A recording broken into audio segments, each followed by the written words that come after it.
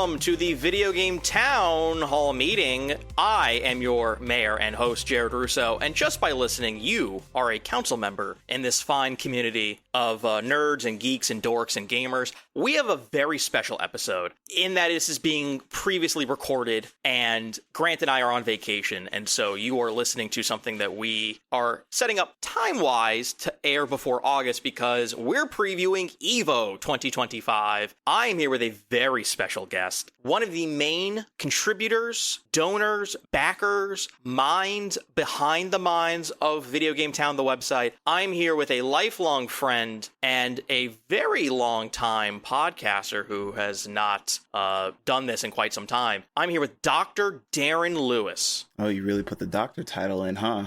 You're a doctor, though. Yeah, I mean, it's funny because I thought you were going to start off with the good doctor because, like, way back when, that's what you always went by. So I figured it was going to come up one way or another. No, I wanted to give you a fresh, simple introduction because maybe in the future we can get more fun with it. But you are a doctor. That I am. I am a psychiatrist, and I love what I do, second to only how much I love video games. We in particular love a good fighting game, and there is a wonderful tradition that has been going on since super late 90s, like 98, 99, and then it got like retitled in the early 2000s to EVO, the Evolution Championship Series. Anyways, it's like a 3-day event tournament where it's like the Super Bowl of each fighting game. It's a double elimination, like knockout tournament. I guess it's more comparable to a tennis or a golf. Yeah, maybe golf. I think that's about right. Yeah, 3-4 days. Where people place, and if you get into the top 8, you get the money, and, you know, you can always sort of, like, see, like, what's going on. But there's arcade games to be played. There are things to buy. There are panels. There are meet and greets and autographs, and you can play at stations, and you can compete in the tournaments, or you can watch in the arena, and streams, and there's just all sorts of fun stuff to do. I've been watching EVO since 2009. I guess I'm considered an 09er in the parlance of the community. How long have you been invested in this FGC? I feel like it was shortly after you, because I don't know if you realize this, but both of us kind of got into the FGC separately. I don't know if you were going to go into that, but I know pretty much I got into EVO the year I got really into fighting games, and the fighting game in particular I got into was Marvel 3, and I was playing Marvel 3 daily. Like, I was in college at the time, so it would be like go to class, come home, and I would spend hours just in training mode making up my own combos, trying to figure out like, oh, I could do this heavy attack after I launch this person. And not even, it's funny because I'm looking back now, I'm like, why didn't I just look up all the combos? But it was more fun to just kind of sit there and make them up. And so I got really into Marvel 3, and then of course that leads you to like, oh well, let's see what the professionals do, and then that's when I really got into the FGC, and the same year I got into EVO. So when did Marvel 3 come out? Do you know which year? I know it was in college. I feel like it was like maybe 2010, 2011. I was gonna say 2010 or 2011. I had a very similar experience where, like, I'm sure you and I in our youth would play these games very casually, like we'd get them right, or we'd go to an arcade, but it wasn't until I had a friend at college like give me an arcade stick, and he's like, we're gonna play Street Fighter 4, and I was like, oh. And you would watch YouTube videos, you'd watch live streams, you'd go to tournaments, and you would watch, I mean, there are tournaments all the time, there's a lot of grassroots stuff, but you would watch EVO and you were like, whoa, like the spectacle of it, the importance of it, the commentation, the presentation, the atmosphere, the pop-off, side bets. Yeah, I remember going to the on-campus GameStop and competing in a Marvel 3 tournament before it started, and everyone had to use a controller. And I remember picking Chun-Li and Super Scroll because they had like spammy attack buttons that like just did like a bunch of, like, it wasn't technically a combo, but it was just like you would like do like multi-hits by like spamming a button, and I was like, oh, that'll get me through. I think I came in third, and I think I won. You know those like fake boxes, the box art, like that's made out of like cardboard that like as a little standee. I won that. Like the ones they have in the store. Yeah. So I won that. Nice. But yeah, I remember you telling me you got really into Street Fighter, and I was like, really, Street Fighter? Because I had bought Street Fighter 4, and I, you know, played through everyone's arcade mode and everything like that. but none of my friends, because we didn't go to college together, so none of my friends at my college really was into Street Fighter, but I had 2 roommates who were really into Marvel, and so that's why we kind of took off with that route. And like Street Fighter always was like a hair slower for me. Like it wasn't as like flashy as Marvel, which is one of the things I love about Marvel is how flashy it is.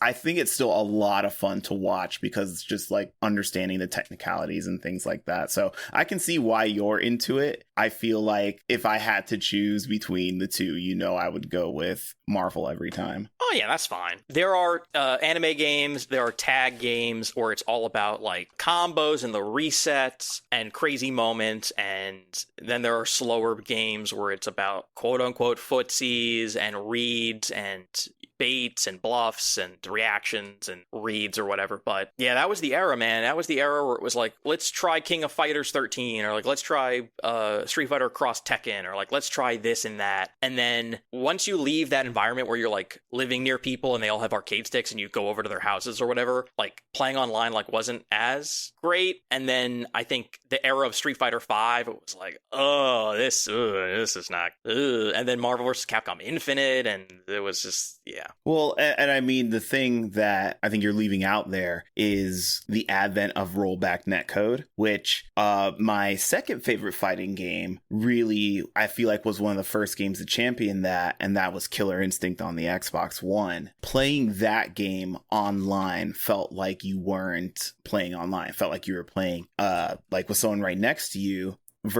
And that's because of the rollback netcode versus the delayed based netcode, which is pretty much what everything used beforehand. So like, yeah, but going back to like that college age is like nothing. I always tell this to any like college kid in college now. I'm like, you will never be around as many like-minded individuals as you are right now in college. So really take advantage of that. And I remember even I went to the University of Miami, go Canes, and they had a fighting game club. Like some of the students started up a fighting game club, and they would just like I think it was every 2 weeks would meet up in a classroom and just have a bunch of stations to play. Yeah, no, I mean, nothing really beats that era of like Street Fighter 4, Marvel 3. What else was out at that time besides those two? Because those are the only two I can keep thinking of. But what else was then? I'm sure there was a random Mortal Kombat or Injustice. I know Injustice. King of Fighters. I think it was Injustice. Yeah, King of Fighters 13 was pretty big. Tekken 7.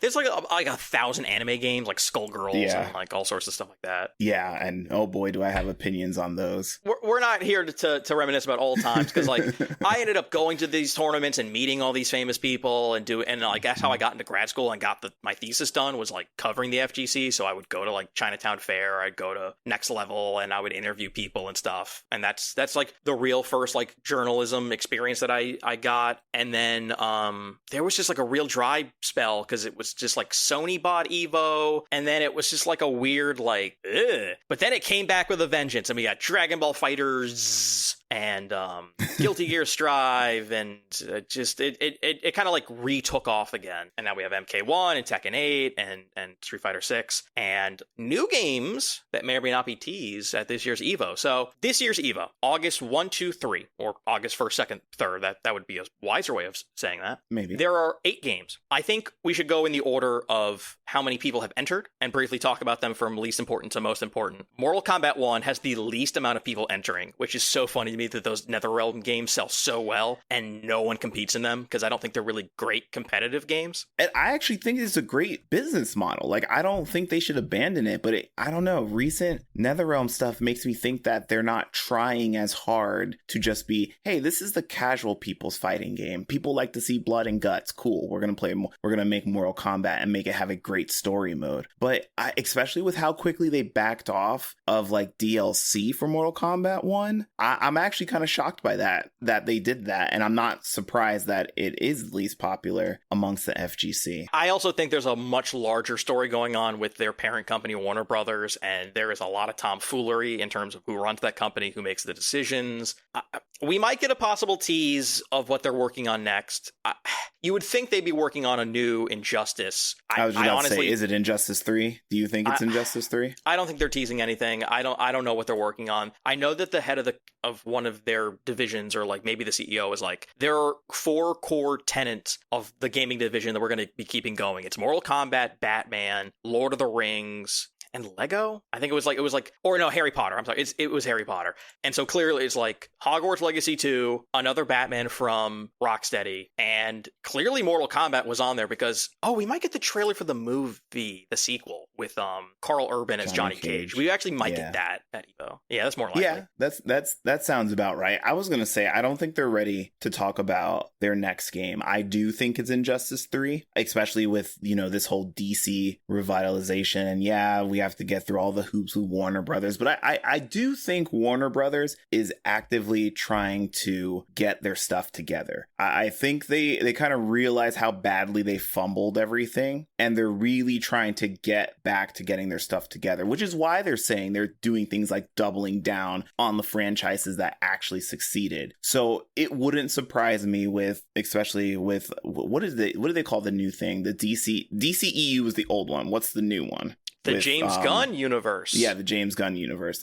Are they really just calling it the James Gunn universe? I don't think there's an official title. That's what people are calling it because it's James Gunn. I wouldn't be surprised if that was the catalyst for another Injustice game, which I think people really like those games. So I feel like that should be their next move. I just think it's a little too early for it to be showing up at EVO. I know that, I agree with you first. Those games sell well, they review well, people like them, they have great single player content. I always think it's weird the way they play, and like the way like the bodies like bounce in the wrong direction for like weird combos and stuff. I'm not a fan of that style of gameplay. I know that Warner Brothers and James Gunn wants to cast actors who will be voice acting and mocapping and then showing up in live action. So they want continuity between how everyone looks and how they act. So if they're going to cast someone for Clayface, that Clayface is going to be in movies and in games, which is very hard to do and very ambitious. I don't think it's going to work. You know what that makes me think of, right? the Street Fighter, the movie, the game. Yes. Which is, oh man, if they did, even go back to Mortal Kombat's origins, right? Like everything was like that mocap live action weirdness that, people eventually kind of liked it. Now it would be kind of cool to see like, in 2025, what does that look like? But that's interesting. Because that's harder to do with like licenses and everything like that. So I'd be surprised if they pulled that off. It takes so much longer to make a game. Like those things like do not align. And they brought back the actor from the original Mortal Kombat film who played Shang Tsung to be in MK11, and that was fucking cool. Yeah. That was so cool. Dope. And then they cast Ronda Rousey. Whatever. We're moving on. We're moving on. By the way, Mortal Kombat, the favorite to win is named Sonic Fox. You just say, okay, it's Sonic Fox. Next. Moving on. And that's okay. I'm okay with being dominant in Mortal Kombat, And it's not just Mortal Kombat, obviously. Very good at many different fighting games. One of the GOATs. The 7th most entered game at EVO is Marvel vs. Capcom 2. There's usually a retro throwback game they include every year. One year it'll be Super Turbo, one year it'll be Third Strike, one year it's Melee. This year it's MVC2. We could have a separate podcast on MVC2, its history, the players, the meta. Let's just go ahead and say if Justin Wong or Yipes or Sanford Kelly enter, they are heavy favorites because they're the 3 greatest players. I actually, while I think they would be heavy favorites, I think we'd be really overlooking like the next gen that plays Marvel 2 for some reason, because a lot of these greats, right? Like, especially like Justin Wong, like he had to move on to other games. His career is fighting games. Yipes, he does more commentating. Like, yes, he still plays, but he's not in that professional mindset. And I'm willing to bet you money there are people who are practicing Marvel 2 to, pull off these kind of upsets against these greats. So I wouldn't be surprised if, yes, I understand they're heavily favored, and obviously so they're the amazing. All-time best. But you never, because sometimes they do these retro tournaments and it's never the people who used to winning them. It's like these other people who have always been fans and then got really into it because they wanted to win. You're 100% right. If they enter, Justin Wong is obviously into streaming and making video content and like being like a sort of champion of the community, like a celebrity almost, doing commentating with Yipes, obviously. I mean, you've seen those videos of him playing the old collections and just making people refund. You know, like he'll pick the lowest tiers and okay. Actually, wait, people. You're right. I forgot about those. He will body people playing low tier characters, and they'll just quit and refund the game. Like, he's the Wazzler. Yeah. Oh man. Okay. Yeah. So you have a point there. Okay. Jay Wong definitely is still a heavy favorite. Oh my God, Justin Wong. The next 3 games on this list of the most entered are probably the biggest blind spots for us, because it's Uniel, Under Night in Birth, which, God, what a terrible name, Grand Blue Fantasy Versus, and Guilty Gear Strive.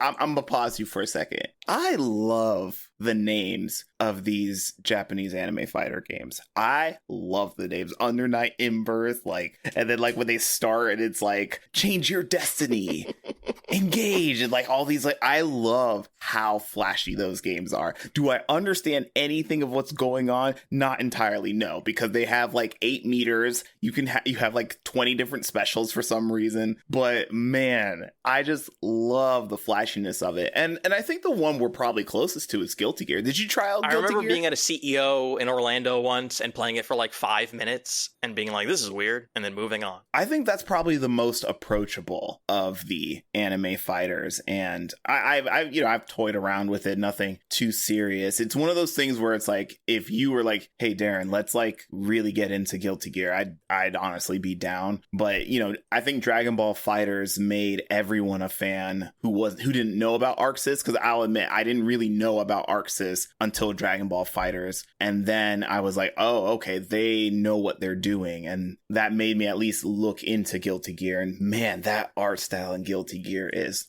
chef's kiss, perfection. Like, it is such a beautiful looking game. Course. I had heard of Arc System Works, but like in like a back of my brain trivia capacity, like I just knew what the name of the development team was, but nothing more. But yeah, Dragon Ball FighterZ had to have been their biggest game, and they're working on Marvel Token Fighting Souls, which, by the way, God, I hope they release like 8 trailers for more characters at EVO. Oh my God. With 4 people on a team, how big do you think that roster is going to be? Gigantic. I mean, it has to be. Like, it can't launch with like less than 60 something, right? I could say you could probably get up to like 40. Like 40 seems like a good number, because then it's like you can make 10 different teams of 4 people each. Yeah. Like, that feels healthy. But I would love to get into like the legality of that game, because there are so many times where like you see Captain America's animation and it's like, oh, this looks like Marvel vs. Capcom. Don't tell anyone. Don't get them sued. Let them just let them cook. Let them cook. I'm letting them cook. I'll briefly mention that some favorites of these games, if you're tuning in to see like, okay, who's the favorite, just so I can sort of like pay attention to what's going on. I have the CEO 2025 results up, which is the last big tournament every summer before EVO. So it's sort of the final checkpoint. For Uniel, it's a man named Defiant, and then someone named Big Black. So we're rooting for them. Go Big Black. Grand Blue Fantasy versus Rising. It is either between Blue Sky Guy or Zane. And for Guilty Gear Strive, Leffen. I've heard of Leffen. Leffen, yes. I that was the biggest shock to me of EVO last year, because I think he won EVO last year. I was like, wait a second, Leffen? Like Leffen, like Smash Melee Leffen? Yeah, very much the same. Kid's talented. I mean, he's not a kid. He's probably as old as me. But like, that is when you know that someone just has a fighting game mindset. If you can translate your success in something like Smash Brothers into something like Guilty Gear, a completely different style, timing, even strategy fighting game, that just shows you the kind of mind he has. I know we don't get to talk about Smash because it's not an EVO anymore, but I followed Smash FGC for a very long time, and Leffen was always painted as like a villain just because he got a little ragey and a little trolly back in his earlier days, but he's like mellowed out much more, and I'm rooting for him for Strive for sure, because I just think the man's so talented. He made top 8 last year. Guilty Gear is the franchise that has Soul Bad Guy. What a great name. It sounds like a Hideo Kojima. Oh, don't even get me started on that. So we'll move on to the third most entered game, a brand new game, Fatal Fury, City of the Wolves. I don't love the art style, but I like the characters in it. I just want to let everyone know that last year at EVO for King of Fighters 15, the Chinese player Xiaohai won. And then I went to the CEO results for who won Fatal Fury. It was Xiaohai. He's the favorite. Do you know the difference between Fatal Fury and King of Fighters? Like, is it how different is the style? Because King of Fighters is like a tag fighter, right? I want to say King of Fighters is not. It's more like CVS 2, where it's like you have a team, but it's just like one, and then the character dies, and it resets, and the second one appears. I don't actually know, but I do know that there's a lot of cross-mixing of characters, right. Terry and Billy and whoever. Yeah. But boy, Xiaohai played a Cammy in Street Fighter 4, and he was by far the best Chinese competitor, and he's been around for a while. So the fact that he's dominant in these games, I'm like, yeah, it makes sense. He was hella good back in the day. Like, he was always a threat in Street Fighter 4 with Cammy. So there you go. I mean, it's exactly what we're talking about, right? It's just like when you have that mindset to just break down these games and understand them, like, yeah, I'm not surprised to see people doing really well in multiple different. I would say like the greatest FGC competitors of all time are often multi-game people. So like Justin Wong competes in many different games and is good at most of them. I mean, he's canceled now, but Infiltration. Tokido's probably the best because he mixes 2D and 3D. Reinhardt from the UK is another one of those. I would say Daigo is probably the best at just one franchise or like one series. I'm not saying Daigo is not good, but we definitely look at Daigo with rose-colored glasses because of Evo Moment, right? Well, no, like. Yeah, like, come on, think about it.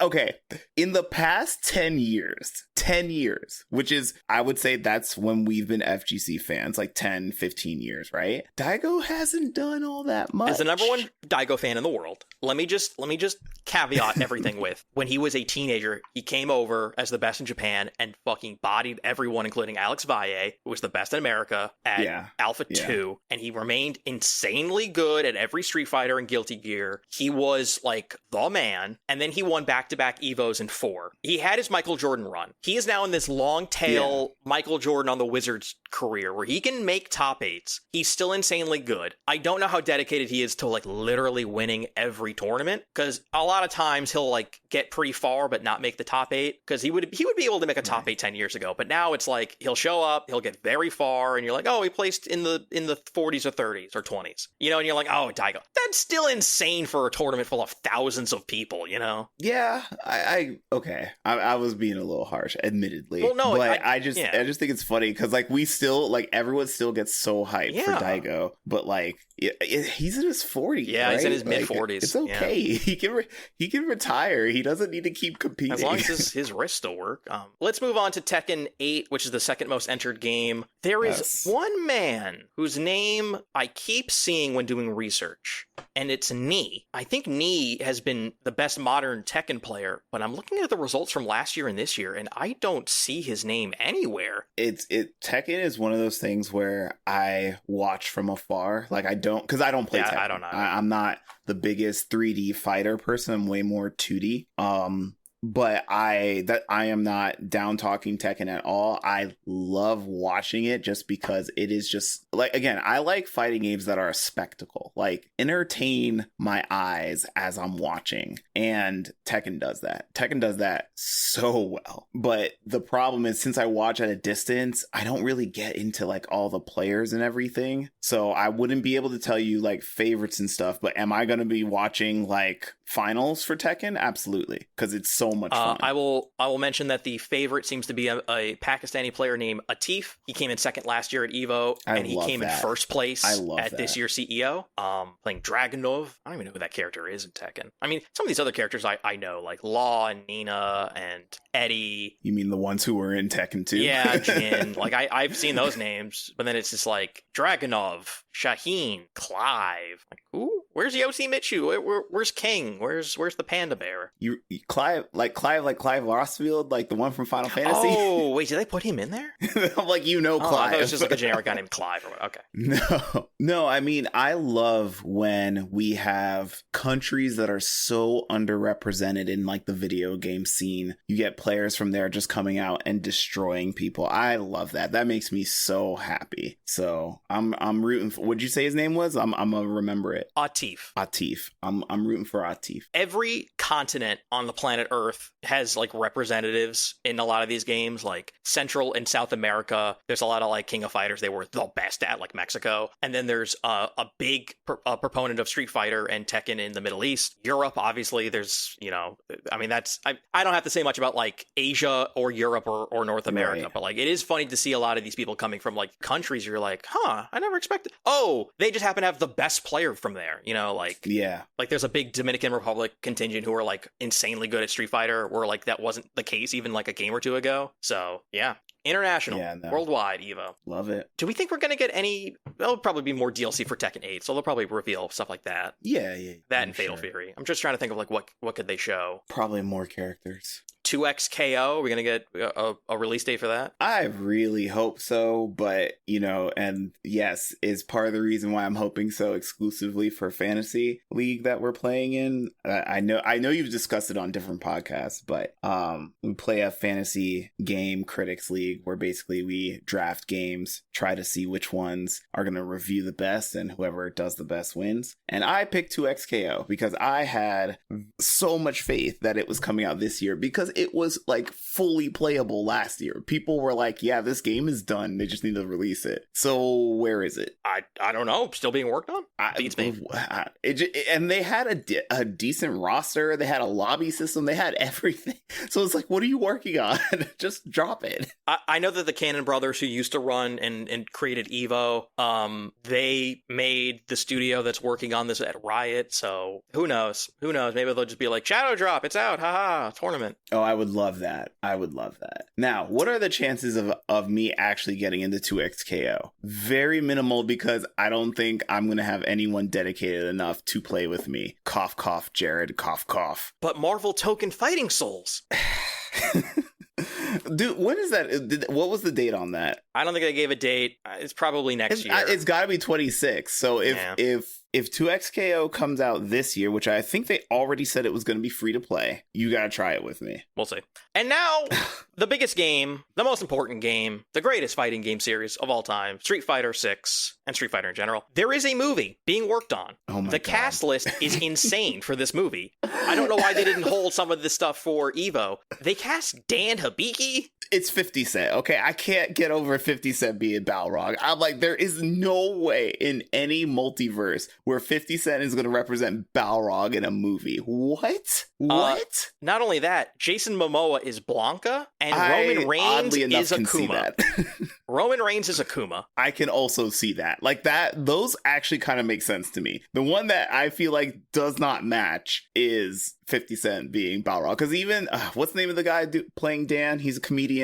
Andrew Schultz. Yeah, he's a comedian, and like the comic relief part makes a lot of sense. So like I'm like, okay, yeah, because it's not like you have to be jacked to be Dan. I mean, you should be like in shape, but like it's mainly the funny part. Just 50 Cent as Balrog? What? Nuts.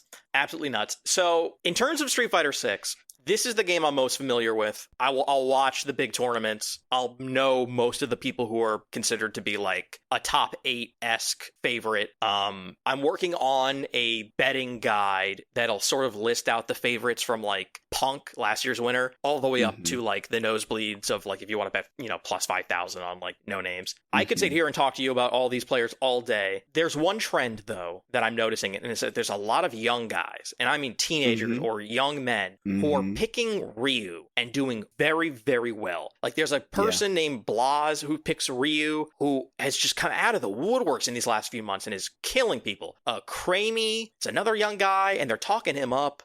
It seems like the good characters in this game, if you pick them, you could like legit do better than like some of the favorites using like not as good characters. Like Mena RD used to be the best at this game, but he doesn't pick top tier characters anymore, and he doesn't do as well. And I'm afraid it's like even Punk is switching to Ryu. It's like Ryu's very good in this current meta. So it's like, are the characters shepherding these people to new heights? It's like I'm a little concerned. I mean, it's fucking beat them. Like Knuckle Do, Shin, they pick characters who aren't great, and they still do very well, but they're not getting top 8s. Whereas Ending Walker, who got 3rd last year, used to play only Ed, and now he only plays Ryu because Ryu is top tier. Savvy? I would say so. mean, hasn't that always been a conversation in like fighting games forever? Is like, oh, is this person good or is this character just good? And let's be real. When you're fighting at this top percent, like 0.1% of players in the world, the character differences isn't the biggest thing in the world, in my opinion. Like, yes, you can't pick characters that have like these massive, ginormous flaws. When you're playing against someone who's using a Ryu, it's like you're so familiar with Ryu at that point because everyone plays him that it's like that. I feel like that almost takes away the advantage you get by Ryu just being a really solid, stinking character. Versus... Oh, they buffed him, man. He's real good now.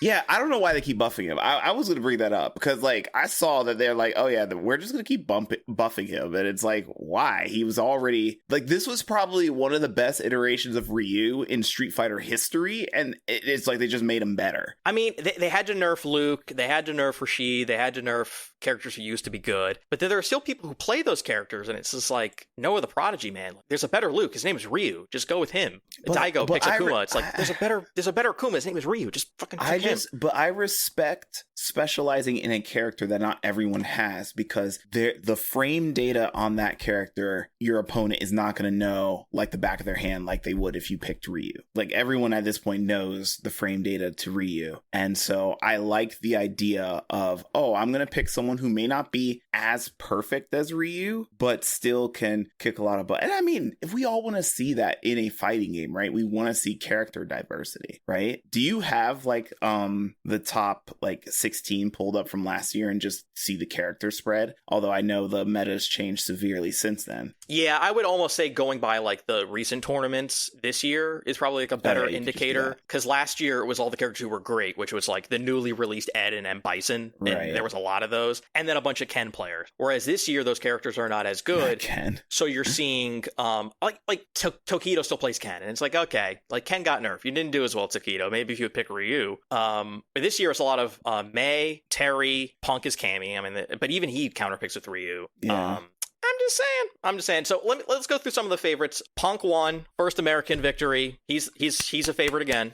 I remember watching him when he was literally a teen, showing up with his PlayStation 4 pad because he was a pad player. And yes, for anyone listening to this, I am not a stick player. I am a pad player because that's how I've always played fighting games. And he represented young black man. Love it. I was so happy when he won. I was like, finally. And it's so funny to look at him now because I was like, oh, wow, you really grew up. Because I really do remember when he was a teenager showing up to the tournament with his, I think it was like a blue PlayStation 4 controller. Like, I love it. But he's from Philly, which makes him an Eagles fan and a Phillies fan and a Sixers fan, which I can't condone that. It's us versus the world, man. You gotta it's USA. I know. Big Bird, Angry Bird, the two brothers from the UAE, their characters got nerfed though. I mean, they're still insanely good. I mean, Angry Bird has won before. Big Bird's come in second twice. It's funny enough, I'm looking at these results.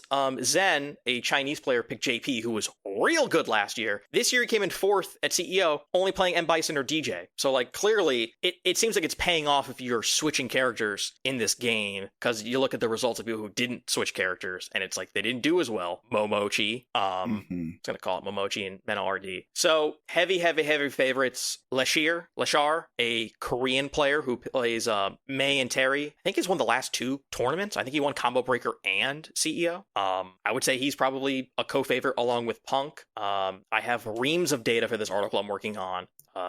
Kaba plays Guile. He's from the Dominican Republic. He's very good. Fudo keeps plugging away at it. He's won an Evo before. God, there's so many names on this list.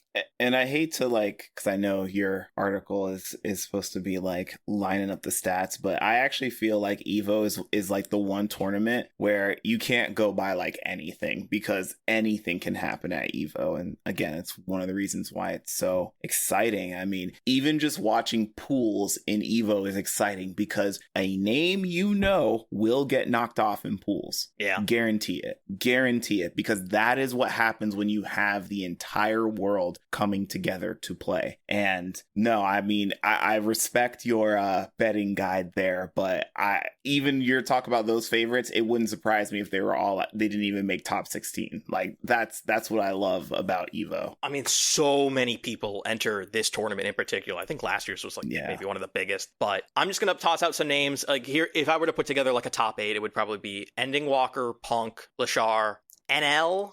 I don't know if Mena RD is doing it. Oh man, not IDOM, not Bonchan, not Kawano. God, there's so many names. Phenom, Dual Kevin. It just feels like it's going to be one of those years where it's like, yeah, 4 guys from Japan you've never heard of made it. Yeah. And you're like, okay.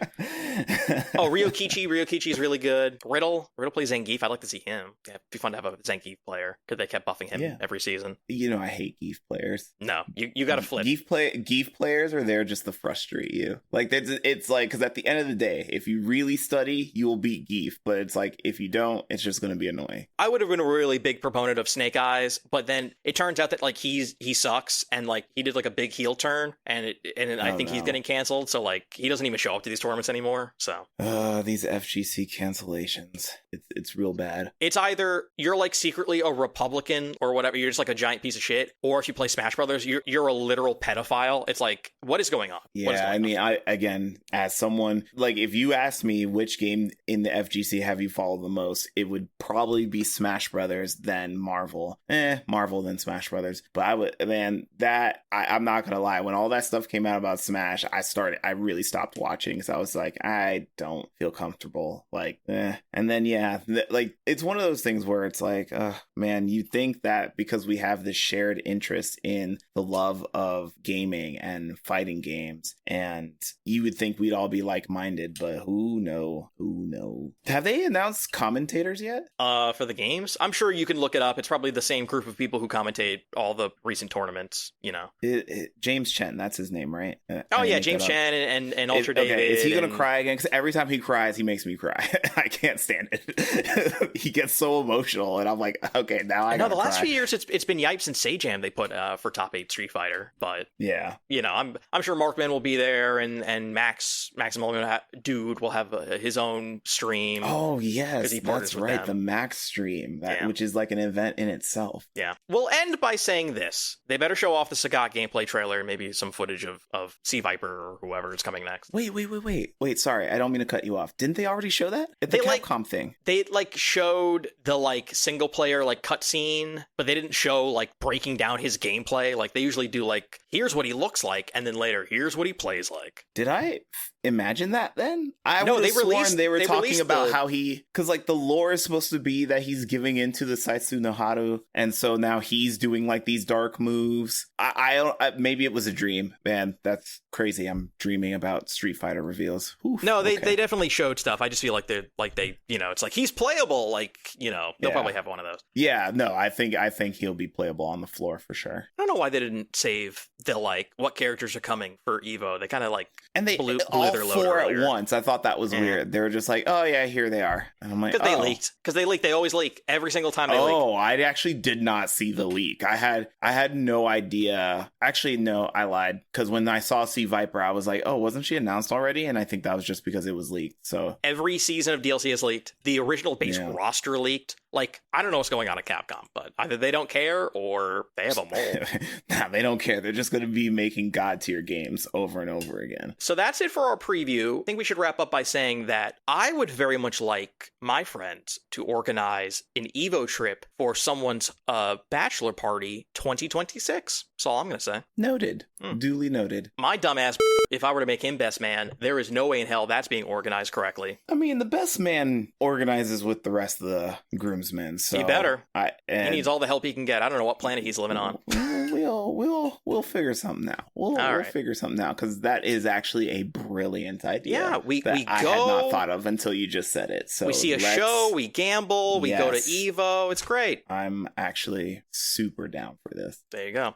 Are there any other final thoughts you have about Evo before we wrap up? No, not in particular. Looking forward to another great year. I do really want to see Tokan, and I want to to see the FGC's response to Tokon, because I really want to say, it's like, are we just moving away from Marvel and then going to Marvel Tokon? Like, are we doing that as an FGC, or are we going to be like standing firm and be like, no, we want Capcom to do it? No. I'm actually really surprised I haven't seen more of a civil war in the Marvel community, but maybe I haven't been looking hard enough, because like the true Capcom diehards, I could see them being devastated by the fact that Tokon came out. So I'm hoping to, get a little bit more of like, put my finger to the pulse of like, how's everyone feeling about this? It's Marvel, baby. This is like the episode of The Simpsons where they're like lost at sea in Hungary and they go to like the oil rig in the middle of nowhere that has a Krusty Burger. That's Marvel fans. It's like, we haven't had anything for forever. And then it's like, well, how about Dragon Ball Fighter Z, but with Marvel characters? And it seems like we are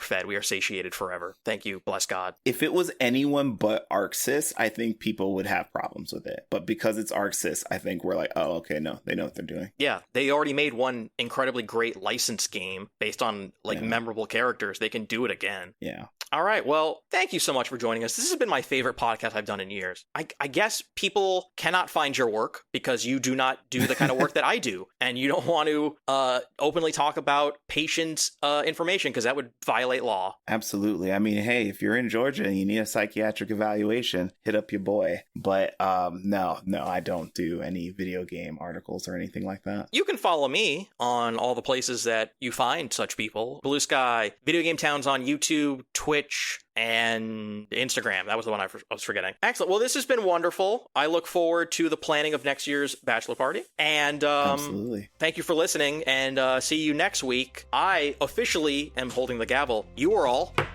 dismissed.